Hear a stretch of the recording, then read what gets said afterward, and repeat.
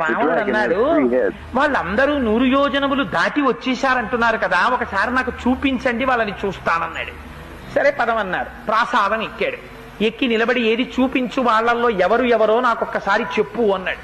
అదిగో రావణ అక్కడ చూడు, అడిగో పక్కన కనపడుతున్నటువంటి వాడు సుగ్రీవుడు, అదిగో చూశావా గద ఎత్తి అరుస్తున్నాడు, రారా రావణ పైకని.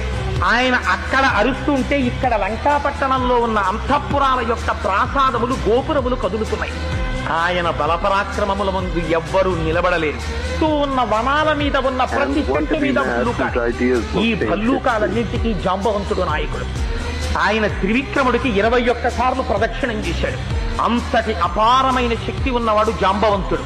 అదిగో ఆ మధ్యలో నిలబడినటువంటి వాడు హనుమ. ఆయన బంగారు శరీరంతో మెరిసిపోతుంటాడు. ఆయనకి బ్రహ్మగారి వరం ఉంది. ఆయన ఏ అస్త్రశస్త్రములకు కట్టుబడడు. ఆయన ఒక్కడే ఈ లంకాపట్టణాన్నంతటినీ తిరగదొయ్యాలని ఆలోచన చేస్తున్నాడు. ఎంత తీవ్రమైనటువంటి నేత్రములతో లంక వంక చూస్తున్నాడో చూడు రావణ. ఆయన పక్కన ఉన్నవాడు నల్లటి నీలమైనటువంటి శరీరంతో మిరిసిపోతున్నాడే, పద్మాల లాంటి కన్నులున్నాయే, ఎడమ చేత్తో కోదండం పట్టుకున్నాడే, వెనక అక్షయబాణ తూణీరములు కట్టుకున్నాడే, ఆయన పేరే రాముడు. ఆయనే జనస్థానంలో 14,000 మంది రాక్షసుల్ని ఒక్కడే కొట్టాడు రావణ. ఆ రాముడి ఇవాళ వచ్చేశాడు లంకాపట్టణం మీదకి. ఇంకా నువ్వేమి యుద్ధం చేస్తావో ఆలోచించుకో. ఆయన బహిప్రాణం లక్ష్మణుడు.